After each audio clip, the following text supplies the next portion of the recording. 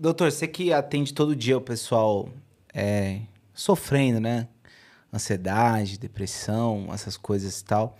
O que que você acha que é a maior causa de sofrimento, assim, na atualidade? Então, essa é uma pergunta que a gente deve se fazer, independente da profissão que a gente tenha. E é óbvio que nós que trabalhamos com isso, pergunta isso. E a mim, eu não tenho dúvida, é o jeito que nós estamos vivendo. Nós estamos vivendo uma vida equivocada na própria percepção das coisas. Já começa que a gente estrutura a nossa realidade em cima dos 5 sentidos, que é o que define a realidade para nós. Aquilo que a gente vê, escuta, cheira, toca, gosta, escuta. Né? E, a partir disso, a gente estrutura o nosso sistema de crença. Só que os nossos 5 sentidos abarcam só essa parte da realidade. Então, desde que eu estou aqui, a gente está falando de uma outra realidade. E a gente precisa acordar para isso. Porque enquanto a gente achar que o mundo é viver aqui, quem pode mais chora menos, o mundo é dos mais fortes, eu cheguei primeiro, então eu pego a melhor parte, agora é minha vez, cara, não vai dar certo. Não vai dar certo. E não precisa ter isso. O que precisa mudar não são os recursos são abundantes. É como nós administramos o recurso, é como nós olhamos uns para os outros. Nós ainda temos um preconceito, agora que está virando lei o preconceito, o cara vai em cana. Será que precisaria de lei de preconceito ainda hoje? Achar que tem um melhor que o outro, um pior do que o outro? Quer dizer, precisa de lei para isso. Então, esse jeito que nós estamos vivendo, nós estamos... Eu acho, vou resumir, porque eu estou falando muito. Para mim, existe uma diferença muito grande entre essa palavra comum, normal e natural. E que a gente usa como sinônimo. Isso é comum, isso é normal, isso é natural. Comum é o que a grande maioria faz, isso é comum. Normal é o que obedece à norma. E muitas vezes, quem faz a norma é um pequeno grupo que tem um interesse muito particular, que não é o interesse da maioria. A maioria segue as normas para aqueles que fizeram a norma. E o que é natural? Aí é que está. Natural é a natureza. Então, as pessoas estão muito comum e muito normais, e cada vez menos naturais. Entendi. E essa distância está causando as doenças. Perfeito. Meio que a felicidade está no natural, né? Claro, no simples, no natural, aquilo que todos podem atingir. Quando nós inventamos uma felicidade que só alguns podem atingir, porra, alguma coisa está errada. Está na cara que está errado. Então, é no natural, onde todos podem ser felizes, independente do nível de cultura, da conta do banco, de ser bonzinho ou não. A natureza trata todo mundo igual. Todo mundo igual. Sim, sim. E dessa necessidade de saber o que nós estamos fazendo aqui. Por isso vem esses psicodélicos tá recrudescendo de novo, e agora com o aval da ciência. Vamos entender o que nós estamos fazendo aqui. Nós estamos, essa filia do povo para isso. Nós estamos precisando de auxílio. Nós não estamos dando conta. Nós estamos muito chato. Não estamos. Verdade, a vida está muito careta, no pior sentido dessa palavra mesmo. Né? Você acha que o caminho talvez seja você meio que desistir de funcionar para o sistema? Não. Você vai na minha garagem, tem uma BMW, novinha. Eu adoro ela. E aqui no meu consultório tem outra, uma moto boazinha. Não é isso. Agora, isso, eu não me identifico, eu não preciso dela. Gosto dela, posso. Gosto do tanto que ela corre. Tal. Então eu vou ter, eu posso ter. Eu já tive uma ZF, aquele carro de James Bond, era muito engraçado. Quando eu saía, as pessoas falavam, o Papai Noel, você treinou. Posso, então, não é, o problema não são os recursos, não é o dinheiro. É a identidade que nós temos com isso, como se aquilo fosse aquilo que fosse nos fazer feliz. E por conta essa questão do dinheiro, é que nós nos orientamos todos. Então, eu vivo na Matrix. E aqui existo. Estou aqui, uma parte minha. Tá, mas a minha identidade não está aqui na Matrix. Eu não preciso da Matrix. Eu desafio a Matrix, vivendo dentro dela. Eu só não me identifico com ela. Mas não sou contra nem nada. Nada. Não tenho nenhum tipo de bandeira mais. Já tive várias. Hoje a minha bandeira é o simples, é o amor. É o amor. Eu tenho amigo bolsonarista? Tenho. Eu tenho amigo lulista? Tenho. Eu tenho um amigo que não é nenhum, nem outro? Tenho. Para ser meu amigo, não precisa pensar que nem eu. Até é legal que não pense, né? Fica mais frutífero a relação. Então, assim, é um game isso daqui. É um game. E eu estou aguardando um momento, que não estou com a menor pressa, da hora de ir para outra fase do game, porque o game não acaba. Isso aqui é só uma fase. E se é um game, eu não quero ficar morrendo, caindo toda hora. Tá? Meu Mario Bros. Já cansou de cair no mesmo buraco.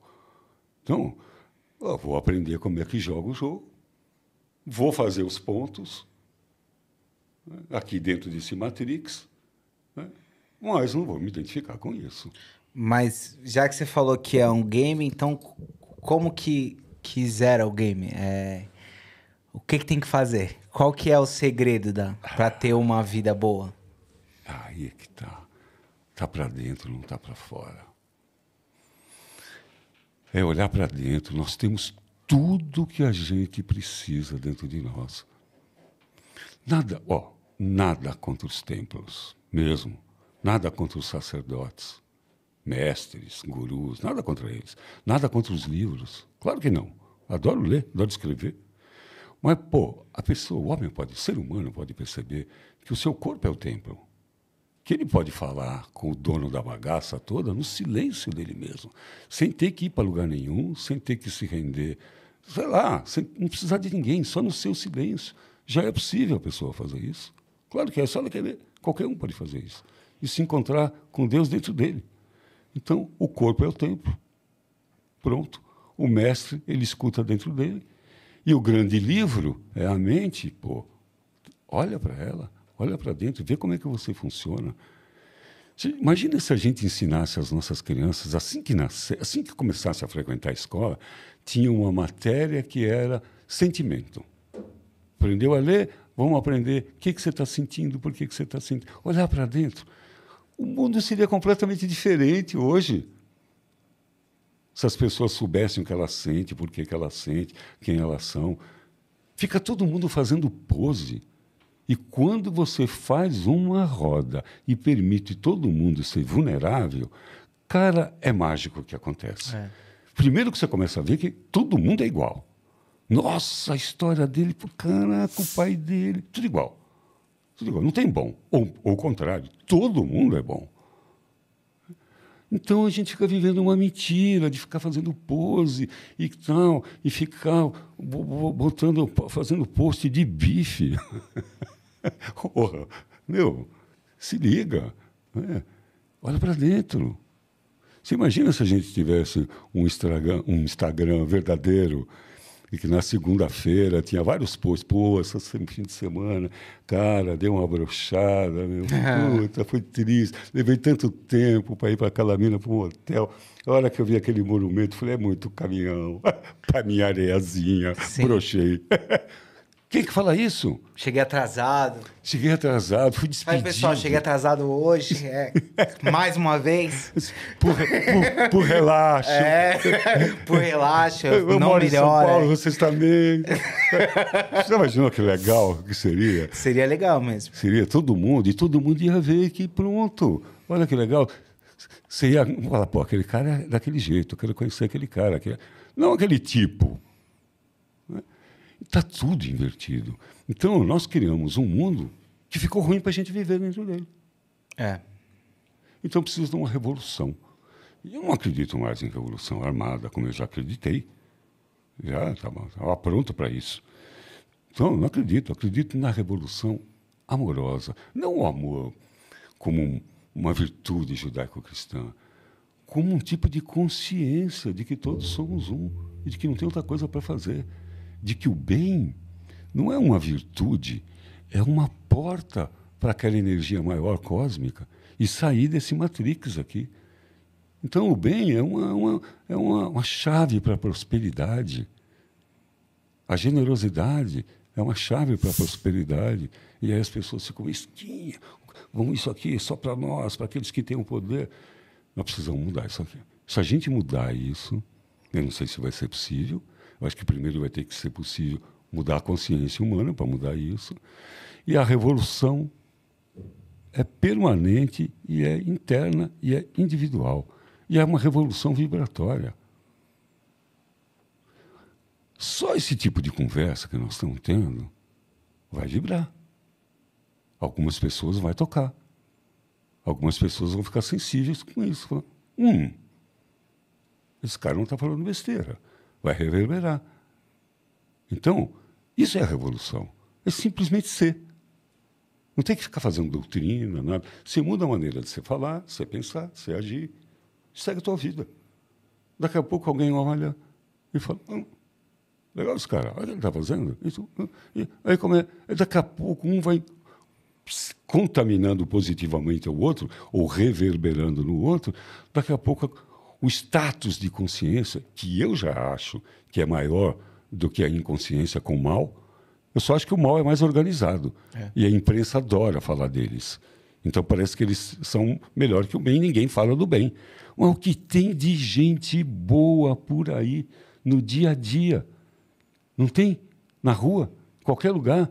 Cara, esse cara que me trouxe no táxi agora, o seu Mauro, puta cara legal. Que papo bom com ele, coisa agradável.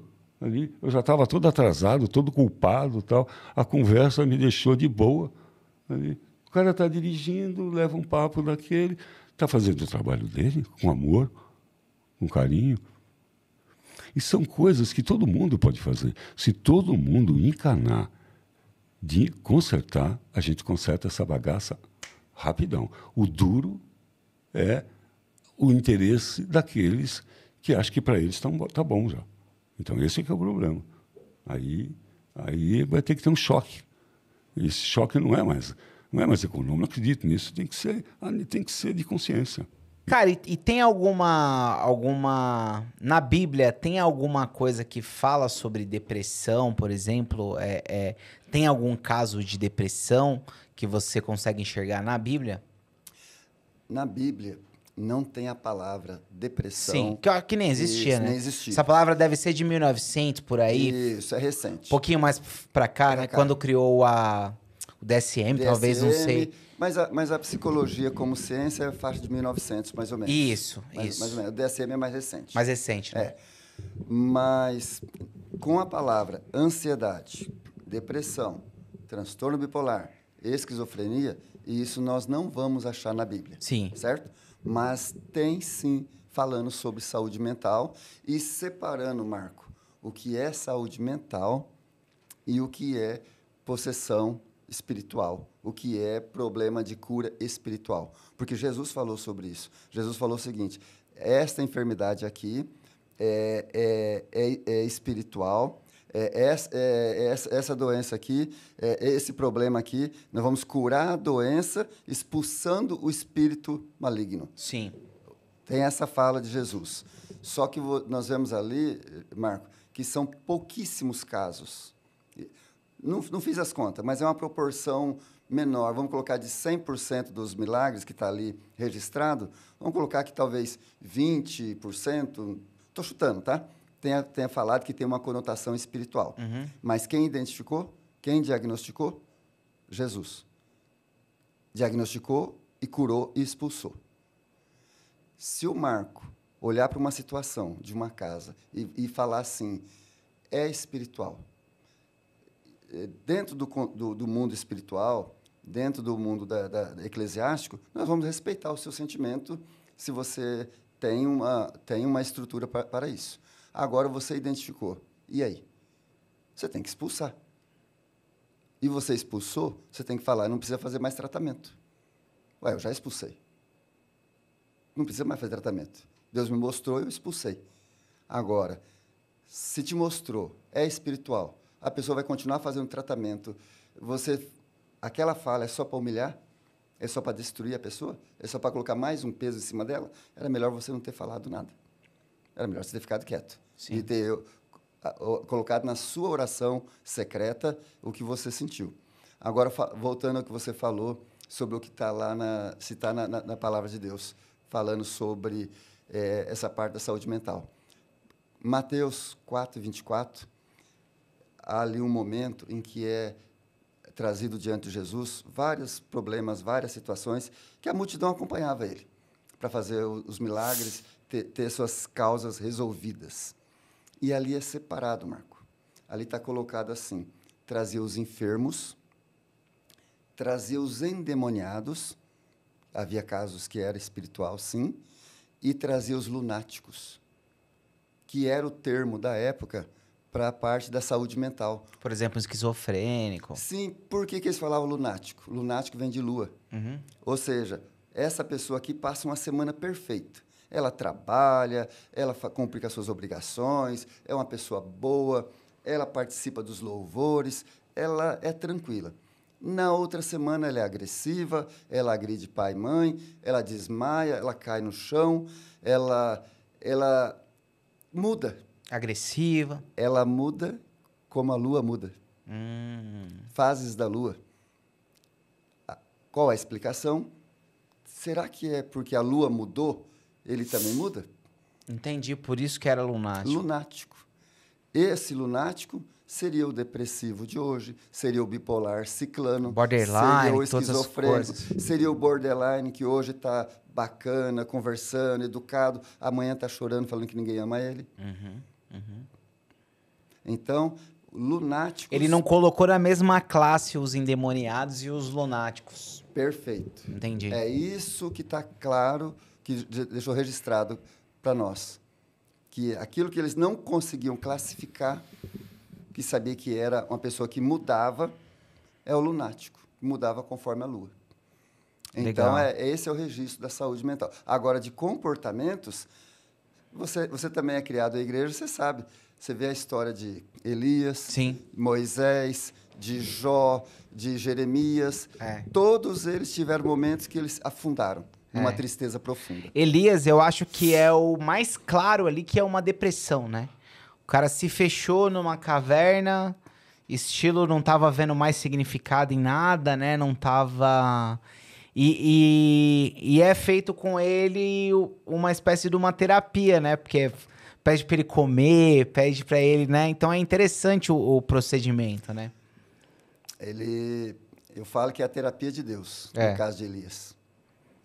Providenciou alimento para o corpo, providenciou descanso, providenciou conforto espiritual. Tudo o que ele precisava, ele recebeu. O Senhor ouviu a reclamação dele, o Senhor proveu o alimento para o físico, comida mesmo, para o físico, que ele precisava, ele estava abatido.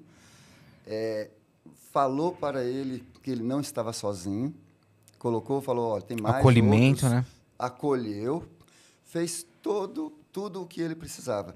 E ali Elias simboliza perfeitamente como nós somos.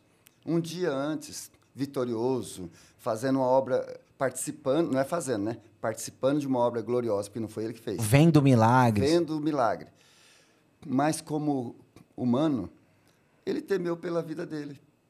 Ele, do mesmo jeito que ele estava muito forte, eu acredito que o que derrubou Elias foi a expectativa.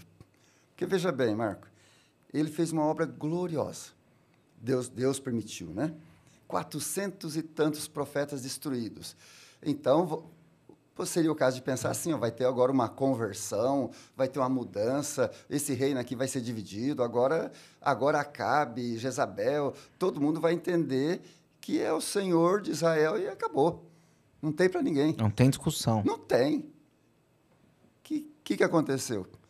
Amanhã, essa hora, vamos te matar. Você vai estar morto, destruído amanhã, essa hora. Ele ficou decepcionado. Pô, tipo, caramba, nem assim os caras estão com medo de mim, né? Não seria nem o medo dele, mas assim, não se converte nem com isso. Não aceita nem com isso. Aí ele desanimou, desabou. Quebra de expectativa. Tipo, o que eu tô fazendo é em vão, né? Quebra de expectativa. Por isso que não pode confiar no meu trabalho, por isso que o pastor, o presbítero, não pode confiar nele. Quando ele despreza a saúde mental, infelizmente, alguns estão confiando que ele tem tudo. Ele não é obrigado a ter tudo. Ele não precisa ser especialista em marketing, ele não precisa ser especialista em coração, ele não precisa ser especialista em família, ele não precisa ser especialista em depressão. Ele tem que ser o pastor. Acolher todos. Ele tem que entender um pouco de cada coisa. Sim. Mas não precisa ser especialista.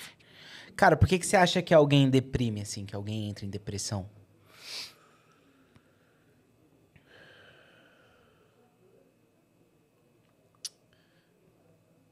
É curioso, né? Assim, você percebe que a gente tem rompantes de vontade, de motivação, e que a gente pode embarcar nele ou não? Então, eu tive um rompante, né? Um momento, tipo assim, espontâneo de motivação, de vontade. Vou aprender a tocar um instrumento, ou vou aprender isso, vou fazer aquilo, vou abrir uma empresa. Aquele bonde que passou de animação, de vontade. E aí você precisa... Aí você, né, se deixar passar, daqui a pouco passa a vontade, né? Ah, passou. Mas se você embarca... Quer dizer, é igual um bonde passando mesmo o trem. Se você não entrou e ele passou, você não tem como entrar nele mais. Vai ter que esperar o próximo. E aí a vida constantemente dá esses bondes. E aí você entra em um, né? Seja lá qual for a coisa que você, né, coloque aí, simbolize como esse bonde, qualquer coisa. Você entrou. Uma faculdade nova, um trabalho novo, enfim, uma prática namoro, nova. sei lá. Um namoro, né? Vai chegar um ponto que essa excitação vai passar. O propósito dessa motivação momentânea era só te colocar no caminho, mas ela não vai existir para sempre nesse caminho, né? Começou a aprender um instrumento. É muito empolgante no início. Compra um instrumento, o instrumento chega na sua casa, você bota, monta, toca lá o piano. Se matricula na aula, Isso. dopamina total, né? Exato. Aquilo vai acabar. Quando acabar, é aí que começou o jogo. E é aí que você tem que sustentar aquilo pelo compromisso que você fez. Exercer a sua vontade sobre os seus desejos momentâneos. Então, eu exercitar a minha vontade diariamente, eu não tô com desejo de acordar e fazer isso. Tipo, eu faço uma pós-graduação que é meio puxada, eu não tô com desejo latejante de, ai, que gostoso, eu vou assistir às aulas. Às vezes, no final do dia, eu já trabalhei 12 horas, cansado pra caramba, eu vou ter que assistir aula, pegar o caderno e escrever, tomar nota de aula. Então, o meu desejo não tá ali. Mas a minha vontade, que é eu vou impor, eu vou fazer porque é o certo, né? Eu vou impor. Então, isso é um exercício. Cada vez que você exercita essa vontade, ela fica maior. Quanto mais você faz, uma coisa que é contra-intuitiva também. Quanto mais você faz, mais capacidade você tem de fazer. É. Parece que quanto mais eu fizer, mais cansado eu vou ficar. Não. Quanto menos você fizer, mais a percepção de cansaço você vai ter. Boa. Você entendeu? Então, assim, a vontade é um exercício. É constante, assim. Eu vou exercitar a minha vontade sobre o meu desejo momentâneo. E o que é depressão? Você parou de exercitar essa vontade. Você só obedece os desejos. Tá com vontade de dormir, de dar um cochilo em vez de fazer o que você tem que fazer? Aí você cochila. Tá com vontade de comer uma porcaria? Vai lá e come. Tá com vontade de... puta, tá tarde pra treinar hoje. Vou ficar aqui, vou ver o Netflix. Aí procrastina. Então, os seus desejos constantemente vencem a sua vontade. Portanto, ela vai diminuindo. Você foi engolido pelo desejo. E a cada vez que você é engolido, a vontade diminui. Encolhe. Até o momento que ela inexiste. Ela fica assim, zerada, esgotada. E quando a vontade está esgotada, você está deprimido. Você vai ficar... Você não vai ter vontade nem de levantar. Você não vai ter força de vontade nem para levantar, fazer xixi, tomar água. Já estive lá, inclusive. É uma pessoa que tem uma força de vontade tão diminuída que você fala assim, puta, levantar para ir num parque ver o sol, para a pessoa é um sacrifício absurdo. Porque essa capacidade de exercer vontade não foi exercitada por muito tempo. É uma negligência.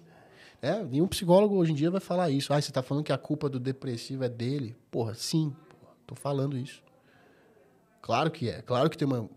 porra, é óbvio, né? Tem um monte de elemento familiar, às vezes o cara tem um trauma grande. Genético, sim, um pouquinho. Genético, químico, enfim. A gente tem essa realidade corporal, né? E familiar também e tudo mais. Mas a grande maioria dos casos que eu vejo é comportamental, é negligência. E aí o cara você tenta fazer o cara entender isso?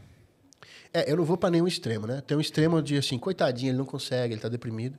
E tem o, pô, isso é frescura, levanta daí, faz as porra aí, que também é tóxico, né? Porque não faz o cara mudar por dentro, né? Exato. E culpa, né? Sim. O cara fica culpado, né? Você culpa o cara, só o cara. Mas assim, tem um pouco dos dois. Você tá um pouco num estado meio de coitadinho mesmo, você não consegue. E você, ao mesmo tempo, tem que fazer alguma coisa. Então, é um meio termo, né? Que é tipo assim... Você tá com a sua percepção do que é fácil e difícil distorcida. Você não pode confiar na sua percepção nesse exato momento. Por isso que eu sou seu terapeuta e você tem que confiar na minha percepção do que você precisa fazer. Então, assim, faz o sacrifício de levantar e dar uma volta num parque ensolarado, fazer umas flexões, dar uma corrida, mesmo que esteja doendo fisicamente, mesmo que esteja doendo na alma, mesmo que seja um negócio muito desconfortável. Não confia na sua percepção agora. Eu peço para você confiar em mim, na minha percepção do que você deve fazer. E você vai restabelecer a sua capacidade de perceber as coisas como elas são. Então, assim, é um voto de confiança que o cara tem que fazer no terapeuta dele e fazer as coisas. Entendi. Esse cara vai, tipo, meio que pegar no tranco, né? Isso, exatamente isso. Saquei. Exatamente isso. Vai chegar uma hora que o organismo vai começar a rodar de novo, né? É isso. É isso.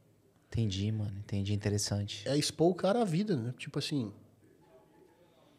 Tudo bem que tipo assim, um fator protetor contra a depressão é uma boa alimentação. Sim. Certo? Mas quando o cara tá depressivo, tipo assim, ele tem que... Você não tem que falar assim, vai comer aveia, e frango e arroz e salada. O cara vai deprimir mais, porra. É óbvio, né?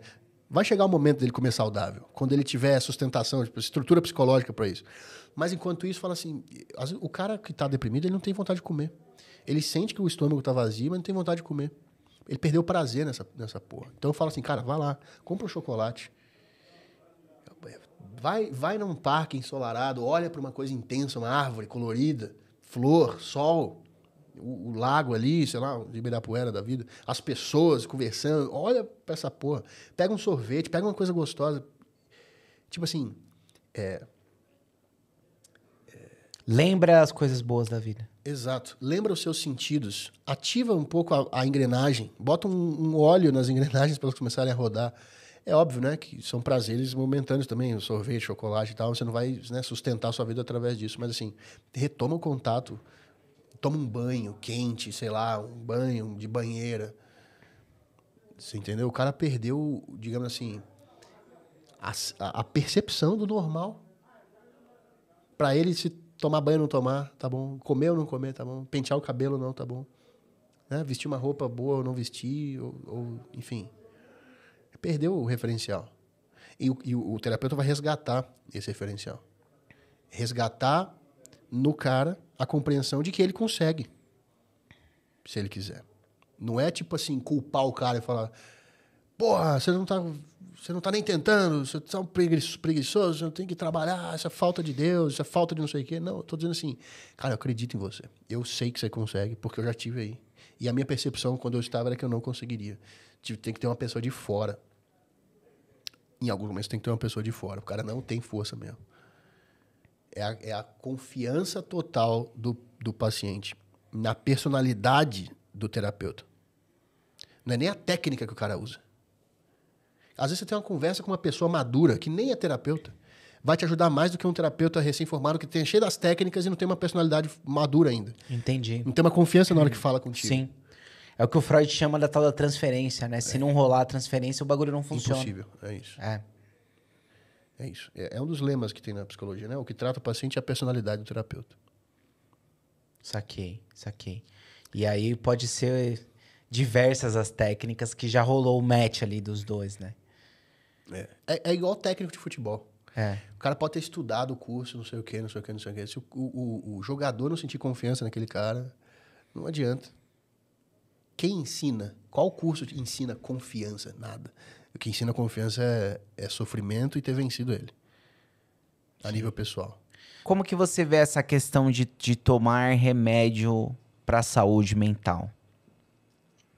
A medicação, Marco, ela é necessária em alguns casos, não em todos. Muitos pacientes que eu atendo, eles iniciam o processo, ficam comigo alguns meses e eu não passo para o psiquiatra. Não passo porque não precisou. Porque a pessoa entendeu que, por exemplo, era esse ambiente de trabalho que estava fazendo mal.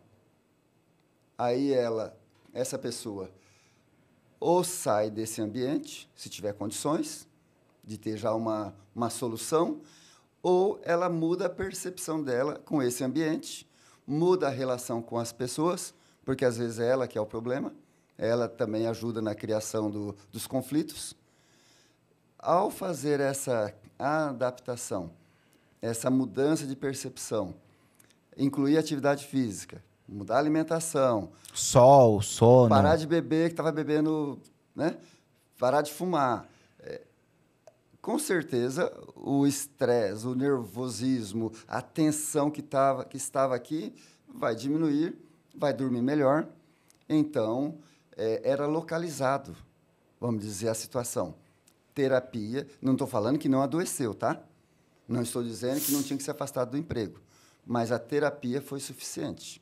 Mas tem caso, Marco, que é crônico.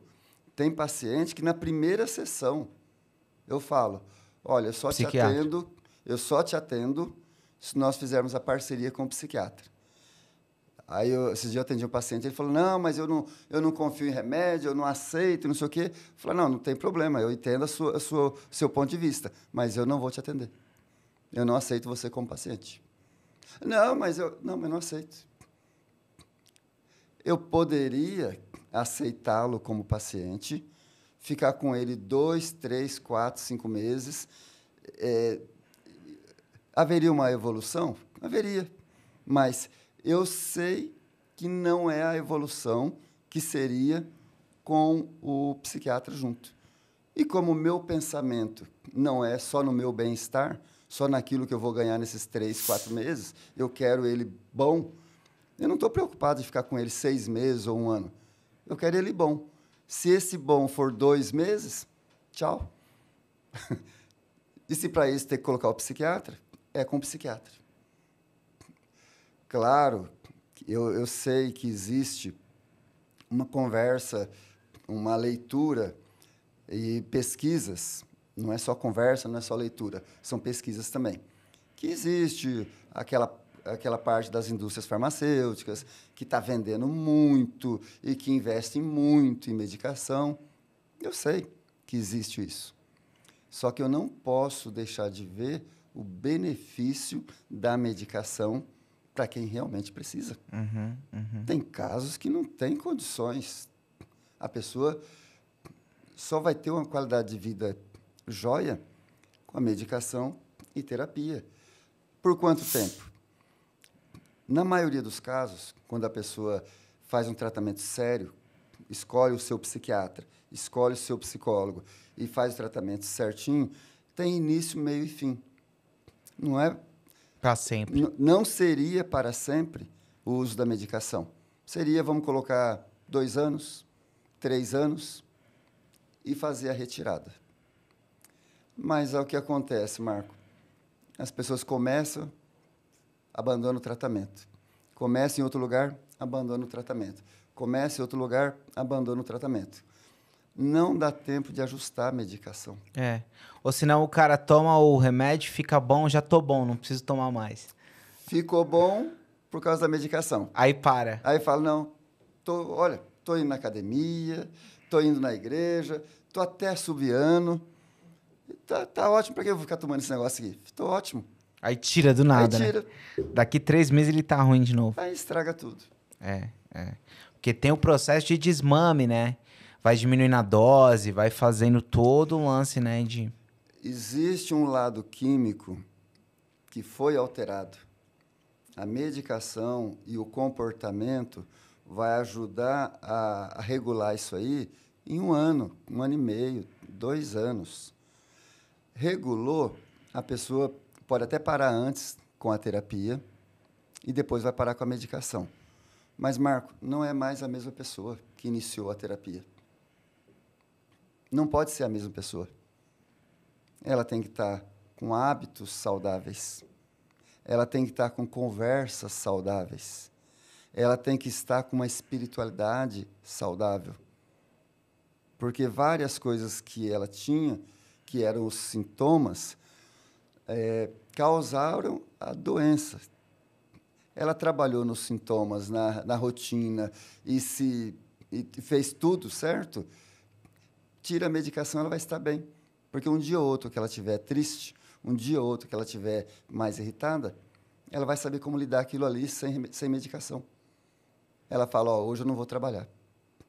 Avisa lá tal lugar. Você aprende a lidar também com o Isso. seu temperamento, né? O seu comportamento, né? Lembrando que ninguém tem que ser igual ao Marco. Todo mundo não tem que ser igual ao Marco. Vai ter o cara mais tranquilo, vai ter o cara mais ansioso, vai ter o cara um pouquinho mais nervoso. Tá tudo certo. Não temos que ser tudo igualzinho. Só que eu preciso olhar para uma coisa que eu chamo espelho da alma e olhar bem para o espelho assim e falar, caramba, isso aqui sou eu. Lá na empresa estão falando isso de mim, agora com a terapia... É verdade. É verdade. Tá, aceitação. Mas não é uma aceitação passiva. Aceitei, isso é eu. E agora? Aí começa o processo. Cara, por que a terapia ajuda as pessoas? Porque ela se escuta. Ela se enxerga. Às vezes alguém fala assim, mas eu vou lá falar os meus problemas e o Marco vai me dar a solução do meu problema? Ele vai resolver os meus problemas? Não vai. Na terapia, você fala e o psicólogo te provoca, vai perguntando, vai te dando corda e você vai falando.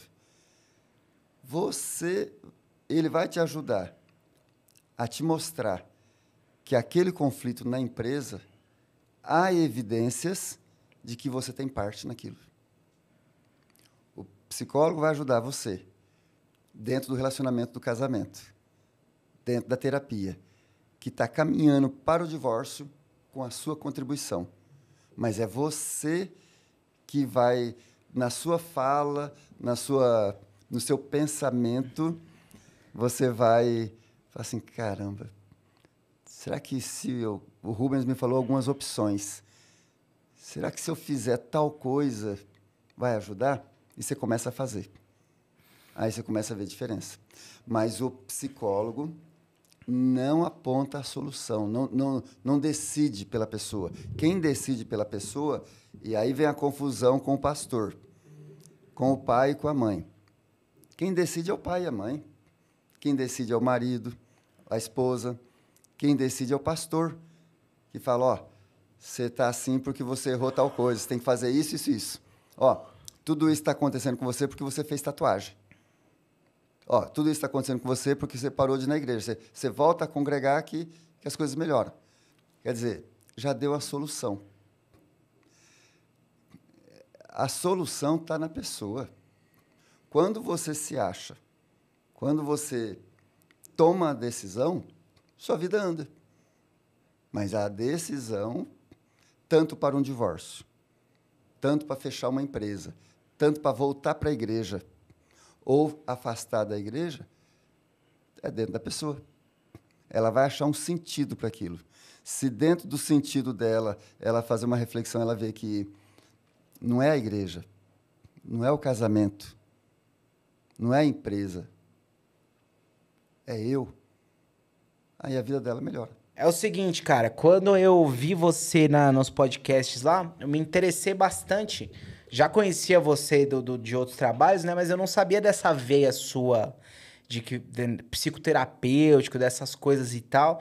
E você tem uma história também interessante, né? De que já passou por bastante coisa, né?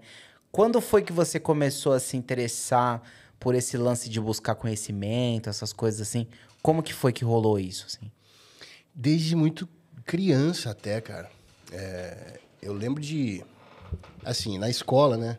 Na minha escola, pelo menos, lá em Minas, é uma escola evangélica, assim. Então, eu não sei se é assim em todas as escolas, mas eu suponho que seja. As crianças ficavam ali desde as novinhas até a 4ª série. Então, assim, crianças de 9 anos até, né, de, sei lá, 6, 7 até na primeira, segunda, terceira e 4ª série. Então, as da 4ª série eram as mais velhas, certo? Quando você passava para a 5ª, você ia para um outro ambiente, que eram de pessoas da 5ª série até o 3º ano. Então, você entrava um moleque lá de 10 anos e tinha uns caras até de 17. Então, era outro mundo. Uhum. Quando eu fiz essa transição da 4ª para a 5ª, eu tinha muito medo de tudo. Era uma criança ansiosa. Sentia medo. Pois, eu nem sofria bullying, mas assim, o medo de talvez eu aparecer em público, o cara ver uma coisa minha e fazer bullying comigo, me aterrorizava tanto que eu passava os recreios na biblioteca, muitos deles. Lendo todo tipo de coisa. Era uma biblioteca absolutamente cristã, assim, escola evangélica, então não ia ter tanta coisa assim. Mas eu passava lendo e tinha algumas coisas sobre mente, psicologia. Como é que uma ação minha ou uma outra ação minha pode impactar de maneiras diferentes dentro da minha mente, como eu me sinto, o que eu penso, como eu penso de mim mesmo. Isso começou a... Tipo, o fato de uma ação física impactar na sua mente começou a me fascinar desde de adolescentezinho, assim, 12, 13, 14, 15, 16 anos, mas a nível meramente mental, intelectual. Né? Tipo assim, eu não vivenciava, tipo, eu não aplicava certas coisas que eu estava entendendo, eu só lia por curiosidade, acumulava coisa na mente. São 2 mundos distintos, né? Tipo assim, você acumular conhecimento e você vivenciar, né? Ter uma vivência prática do que aquelas coisas ali estão dizendo, o que aquelas palavras no livro estão apontando. Eu tinha só essa coisa. Até eu começar a ter problema psicológico, com ansiedade mesmo, transtorno de ansiedade, transtorno de pânico. Quantos anos? Putz, então aí eu já tinha, sei lá, 25. Ah, tá. Já foi bem depois, quando eu comecei a ter transtorno mesmo. E aí que eu falei, caramba, eu tenho anos, talvez uma década de leitura desses autores que falam sobre mente, desde os antigos, tipo assim, sei lá, Platão até Freud, coisa mais recente. E eu tô passando por isso. Né? Porque às vezes existe uma ilusão que é comum de acontecer em pessoas que estudam essas coisas, de achar que o mero fato de você ler sobre isso vai fazer você ter uma compreensão prática disso. Não é verdade. Está blindado. Exato. Não é assim. É. Não é assim que funciona. E foi aí que eu me dei conta. Então, vou ter que fazer alguma coisa além. Alguma coisa além disso. De saber o que está no livro. Saber, né? Intelectualmente falando. E nessa busca, eu li... Eu sempre falo isso em todo podcast que eu vou. Eu li um livro específico de um psicoterapeuta chamado Luiz Delfino Mendes, que chama-se Vencendo o Pânico Sem Drogas. Eu tive que começar a tomar remédio nessa época, com 25 anos. Deve ter sido 2019, talvez 2020. E mudou, assim, a minha compreensão da doença, dos porquês, como botar em prática uma luta contra aquela doença, como começar a trilhar um caminho para sair daquilo e não ficar dependente de uma coisa externa, um remédio. Foi esse livro que te fez sair da parada? A prática do que fala no livro. O que me fez sair foi praticar o que fala no livro. Teve um negócio que eu vi você falando, que tipo assim, quando você tem uma crise de ansiedade, você não tem que tentar evitar a crise. Exato. Mas você tem que deixar... Como que funciona isso, assim? Como é? Eu não consigo entender direito essa parada. Bom, existe uma compreensão muito intuitiva, inclusive. Não condeno também quem tem essa compreensão, porque é normal. De sofrimento é ruim. Óbvio, às vezes o sofrimento é ruim. Mas às vezes não. Então essa compreensão, estou sofrendo, portanto preciso resolver essa situação imediatamente com qualquer coisa que sirva esse propósito, remédio, ansiolítico. Tem gente que usa, sei lá, maconha, tem gente que usa jogo, pornografia, tem gente que usa corrida, tem coisas saudáveis, escapismos saudáveis, né? Andar de bicicleta, fazer 60 quilômetros. Eu tenho um amigo que faz isso, por exemplo. O cara parou de fumar, ficou absolutamente ansioso, nervoso, irritado, que parou de fumar. E o cara começou a pedalar, arrumou uma namorada lá que era do pedal, o cara comprou uma bike, o cara gordinho assim, nunca tinha feito exercício. Começou a pedalar e o cara endoidou com isso. Que maravilha, né? Então, tipo, é um vício. Ele fala assim, pô, isso é minha cachaça. Que bom que você tem... Bom, existem teóricos que dizem que não existe ser humano sem vícios. Eu não sei se eu concordo ou discordo, mas acho que em maior ou menor grau todo mundo tem uma coisa que é a sua cachaça. Sim. E aí virou esse negócio, a bike, né? O cara, enfim. Mas, enfim, o ponto da vitória, digamos assim, sobre esses problemas, a ansiedade, o pânico, é justamente não considerar aquilo um problema. É caminhar pacificamente em direção àquilo, em vez de fugir daquilo. Estilo enfrentar aquilo. Enfrentar pacificamente. Não é enfrentar eu vou reprimir a minha mente para tentar controlar ela no momento da crise. Isso só piora. Todo mundo que já teve uma crise de ansiedade, ou de pânico, ou uma crise depressiva, você sabe que você não pode incidir um controle, né, ativo sobre a sua mente. Agora eu decido que eu não vou ter mais isso. Porra, não é assim que funciona. E o caminho inverso, que é eu não vou tentar controlar isso, poucas pessoas têm a coragem de fazer.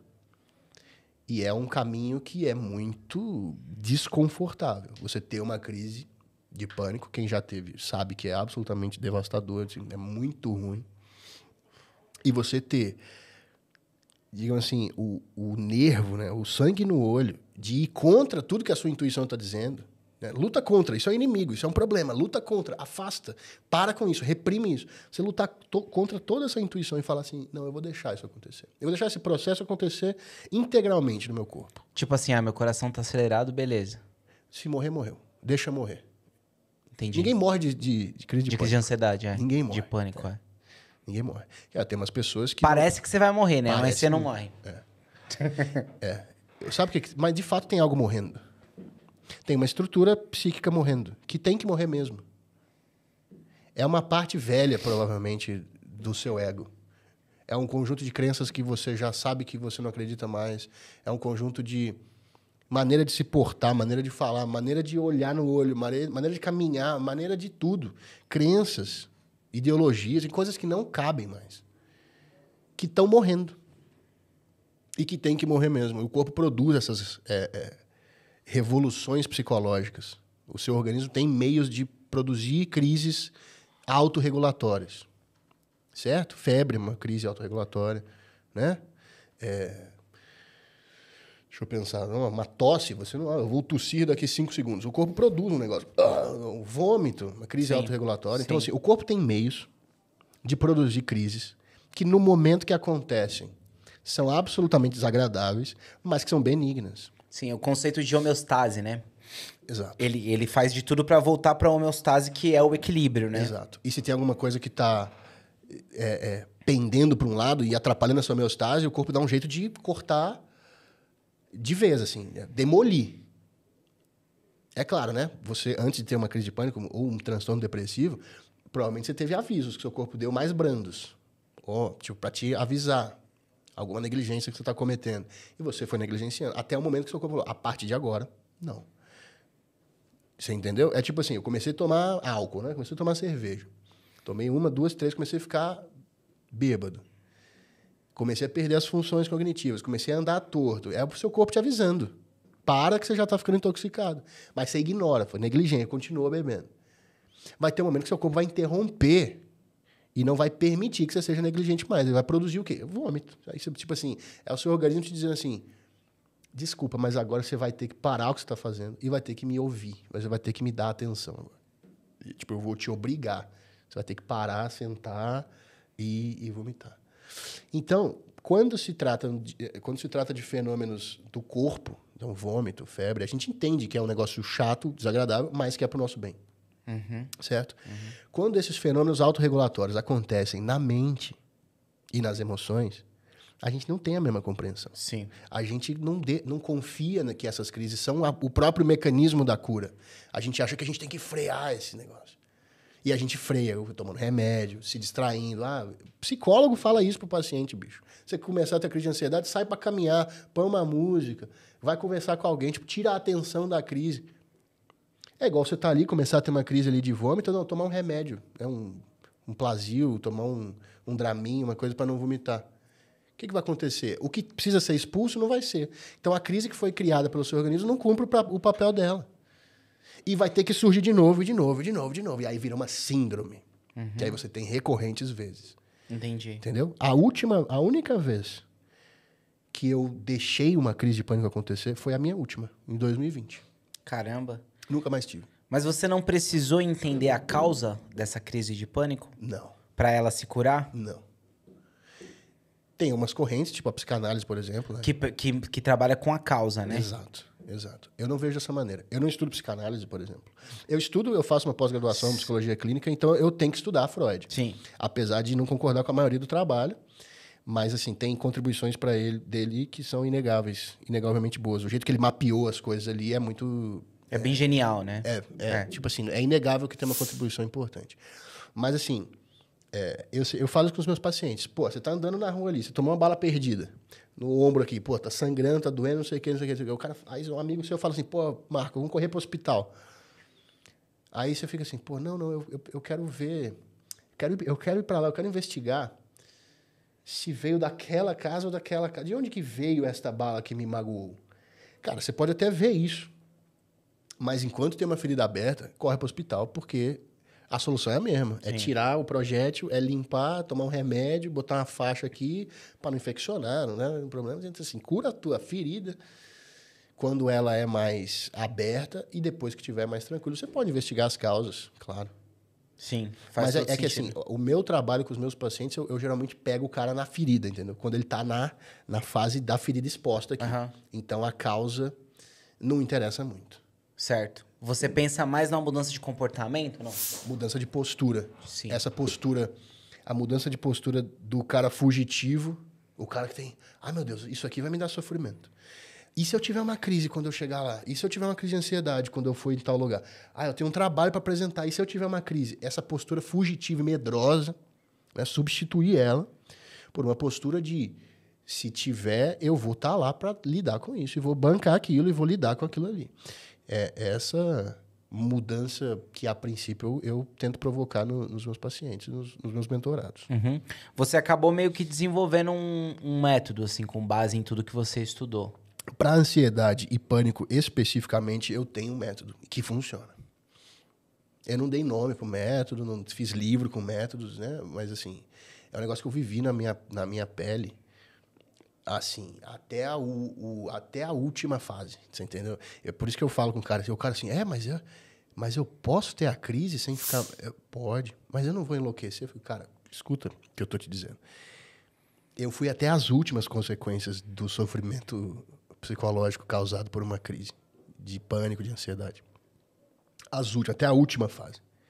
E justamente depois que você vai, você recebe... acolhe aquela crise dentro do seu corpo e tem a crise 100% dela, até esgotar assim, a última gota da crise, nada te abala mais. Você acorda no outro dia e fala assim, não morri, não enlouqueci. Então, isso gera uma memória, né? Uma marca mental, uma memória. Eu passei por aquilo e não morri. É uma espécie de passagem pelo inferno, você entendeu? Sei. E depois disso, é natural que a sua postura perante a vida fui demitido, tá? Pô, mas o que eu já passei e enfrentei e não morri, isso aqui provavelmente não vai me matar também. Então, então essas crises, ela vem justamente para te botar num lugar que vai te forjar uma pessoa muito forte e a partir dali você vai ter uma memória de, se eu já passei por aquele, superei, isso aqui não vai ser nada, entendeu? O Jung, ele tem uma frase assim que eu acho animal, que ele fala que você tem que ter raízes tão profundas a ponto de tocar o inferno, né? É isso. Mas tem um momento do inferno. E que na hora não vai parecer uma jornada espiritual legal. Sim. Olha, estou numa jornada de autoconhecimento. Não, vai parecer um inferno mesmo. Você vai sentir que você nunca mais vai ter esperança para nada. Você vai sentir que você nunca mais vai melhorar. Você vai sentir que não tem jeito. Sua vida acabou. A vida acabou. Você vai sentir tudo isso. Você vai sentir tudo. Não tenta evitar que não sinta também. E é inevitável passar pelos seus processos, né? Acho que sim. Todo mundo tem desertos, né? Processos, né? Tipo assim, acho na vida, sim, né? Cara. Eu acho é muito sim. raro ter um ser humano que não vai deprimir uma vez na vida. Sim. Ou ter uma crise de ansiedade na vida, ou ter uma crise de pânico na vida. Ou ficar, né? Talvez ela não vai desenvolver a doença, depressão. Sim. Mas dar uma deprimida, ficar Sim. uns meses... Crise de identidade, vai ter, né? Crise de identidade, crise existencial. O que eu tô fazendo da minha vida? Quem sou eu? O cara vai olhar assim, porra, sei lá, eu tenho paciente, eu tenho 30 anos, nunca construí nada, eu tô fazendo meio só a vida empurrando com a barriga. Aí o cara tem um despertar que ele olha assim e fala, puta, ele sofre. Então, por esse ponto de vista, esse sofrimento teve um papel na vida do cara, que foi isso aqui. Se não tivesse o incômodo, o cara não quer sair daquela, pô. Sim. Então, hoje eu olho para trás e falo, a síndrome de pânico foi a melhor coisa que me aconteceu. Na época, obviamente, eu não achava isso. Hoje você consegue entender. Consigo. Foi o que me moveu, o que me empurrou, né? Me jogou, assim, tipo, sai aqui, você não... Desse jeito não vai ter como continuar. Esse tema de saúde mental no meio cristão, ele é visto por muitos ainda com um pouco de preconceito, né? Com certeza. E temos que entender, né, Marco, que não é por maldade. Eu vejo que é justamente por falta de conhecimento. Por isso que é importante um podcast igual esse tratar desse assunto. Porque aquilo que eu desconheço, aquilo que eu não entendo, para mim não existe. Então, eu crio explicações, eu crio algo para justificar aquilo que eu estou vendo de diferente. E a parte da saúde mental, ela altera muito as atitudes, os comportamentos da pessoa. E num ambiente cristão, muitas vezes a pessoa pode dizer assim, o Marco, esse não é o Marco. Esse comportamento não é o Marco. Então, vem uma explicação de fundo espiritual. Então, nós vamos falar sobre isso, vou citar alguns pontos da Bíblia, vamos falar sobre o cérebro, vamos falar sobre o efeito da medicação, vamos falar sobre o surto psicótico. E dentro disso tudo, claro que tem o lado espiritual. Mas nós vamos conversar sobre cada um separado. Porque assim, você imagina, já existe muito preconceito na igreja com o psicólogo em si, com a figura do psicólogo, né? Existe até frases como assim, Deus é meu psicólogo, né? Coisas assim. E aí você imagina então com a figura do psiquiatra, porque aí o pessoal já vai achar que tomar remédio é coisa para quem tá maluco mesmo, eu não vou tomar porque eu tenho medo e não quero tomar remédio, depois eu vou ficar dependente, tem todos esses mitos, né? Sim. Essa de dizer, por exemplo, assim, que Deus é o meu psiquiatra, Deus é o meu psicólogo, no final acaba tendo uma falta de coerência, né? Por quê? Deus é o criador, é o formador, é o dono de tudo. Mas tem momentos que eu preciso de alguns profissionais da área da saúde e eu procuro por eles. Eu procuro pelo cardiologista, eu procuro pelo oncologista, eu procuro pelo dentista. Então, o Senhor, ele é dono e formador de tudo, porque eu vou colocar como obrigação que ele tem que fazer um milagre, que ele tem que resolver somente a questão que está ligada ao cérebro. Agora, o coração não é suficiente para Deus fazer um milagre? Então, é uma falta de coerência e é onde nós identificamos aí a falta de conhecimento, porque o coração é um órgão, é uma parte do corpo, o cérebro também. Se você, Marco, estiver andando de moto, acontecer um acidente ali na esquina, você cair, bater a cabeça, bateu a perna, vai quebrar a perna. Mas se bateu a cabeça, você pode desmaiar, não pode? Você pode esquecer até quem você é por alguns minutos? Você pode, num caso até mais grave, de se perder alguma parte, se ofender mesmo alguma coisa do cérebro, você pode mudar o seu comportamento para o resto da vida. Você pode mudar o seu jeito de agir, seu jeito de pensar e até perder a sua memória. E aí não tem nada de espiritual, não tem nada de ligado a uma parte de espírito. O que teve foi um trauma, uma pancada que afetou o cérebro. Então, é sobre isso que nós vamos aqui dar alguns exemplos. Então. E eu acho que uma das coisas mais pesadas, então, é quando a gente fala sobre a depressão, né? Que já vem alguns religiosos que, o cara tá com depressão, tá com o demônio no corpo. Tá com depressão, tá fraco na fé. desviou? Como é que você vê isso, Rubens? Eu vejo isso aí como uma falta de amor, uma falta de empatia espiritual.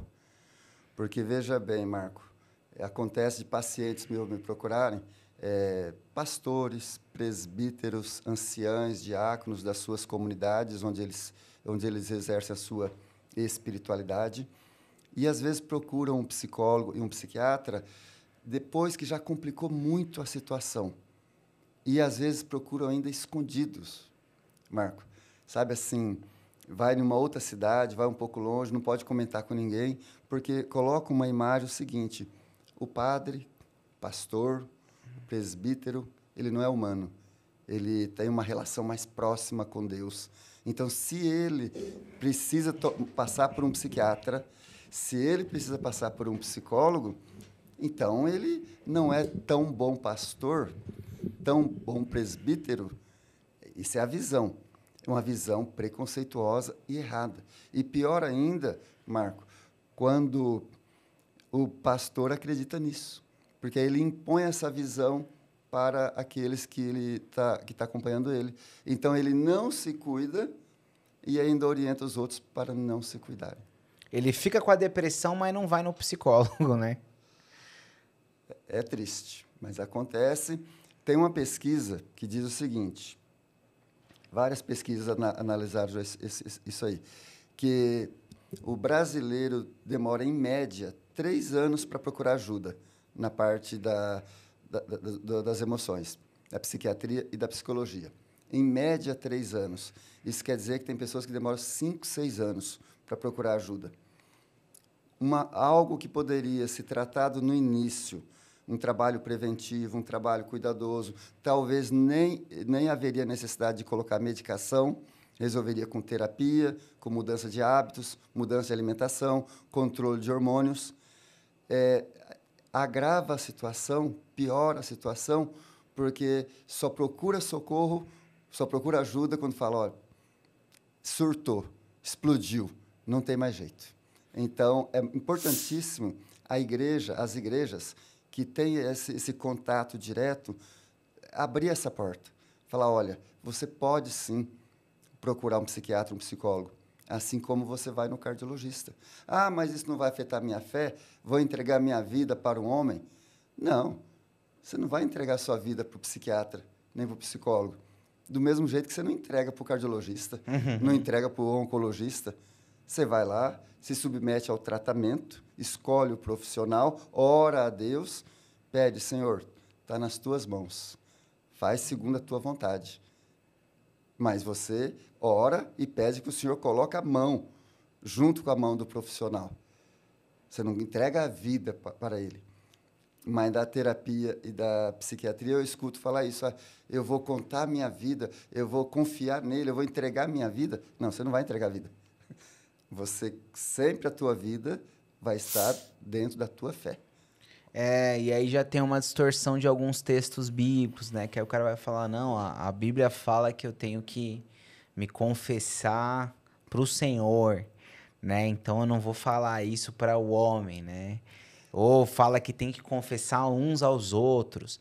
Então eu não preciso de psicólogo.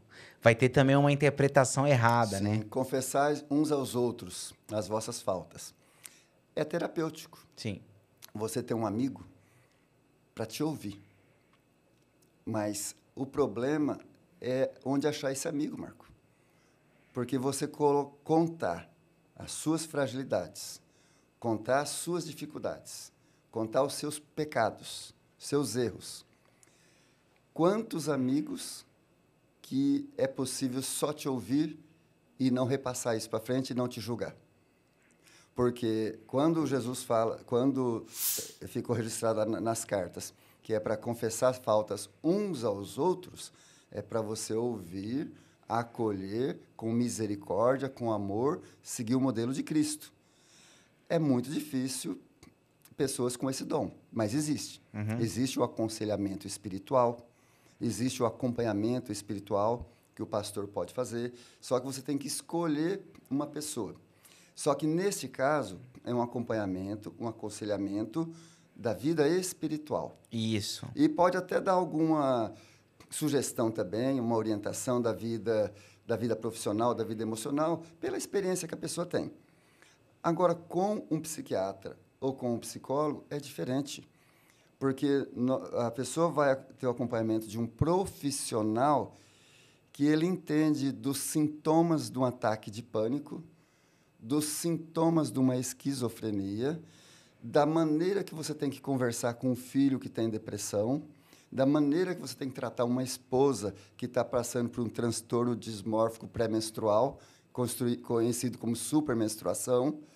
Isso aí, o líder espiritual não vai ter condição de entrar nesse assunto. Ele realmente vai fazer o aconselhamento espiritual.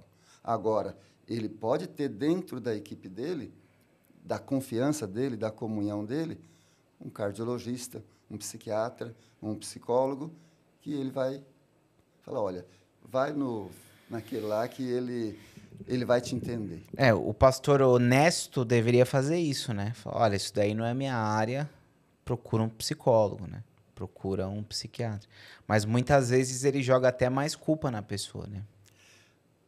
Olha, você falou uma palavra complicada aí, meu irmão. É que você não precisa se comprometer. Eu não tenho esse problema. Você se soltou. Você não precisa se comprometer. Eu não tenho esse problema, entendeu? Eu falo coisa pior aqui. Você se soltou e eu vou te acompanhar. Na questão do que você disse sobre a honestidade, certo? Da mesma maneira que existem bons profissionais em todas as áreas e maus profissionais, tanto na psiquiatria, na psicologia, em todas as áreas. Nas igrejas também existem pessoas de má fé. Preparadas e despreparadas. Existem pessoas despreparadas, que a nossa ideia é passar o conhecimento para essas pessoas de boa fé, mas que são despreparadas. E tem a pessoa de má fé, que seria aquele preparado para ser desonesto. E tem pessoas doentes também dentro da frente de uma igreja que tem, por exemplo, um transtorno de personalidade narcisista, um transtorno bipolar. Muito comum em líderes, né? Muito comum em líderes. E esta pessoa falha, esta pessoa erra, essa pessoa machuca, mas não é por maldade. Entendi. É porque ela não tem um diagnóstico. Quando ela tem um diagnóstico, e eu vou falar para você de alguns exemplos que eu já acompanhei, ela melhora a ligação dela com o Criador. Ela melhora a ligação dela com Deus. Porque aquilo que não encaixava, que ela sentia culpa, que ela tinha vergonha, ela achou uma explicação. E ela achou um tratamento. Só para linkar, depois a gente vai falar mais sobre isso, eu acompanhei um caso de um líder de um determinado lugar, que ele tinha um transtorno sexual. Ele tinha um transtorno sexual. E isso deixava ele em grande sofrimento. Um grande líder, um grande pregador, uma igreja abençoada, mas a consciência dele machucava. Quando ele achou um diagnóstico, achou um tratamento e se empenhou no tratamento, ele melhorou como líder. Não deixou de ter transtorno bipolar. Não deixou. Mas ele melhorou como líder. Tem que entender que é uma doença, né, cara? É uma doença. Isso tem que ser falado. É uma doença, não é frescura, não é invenção de psicólogo. Você tem que tratar como uma doença.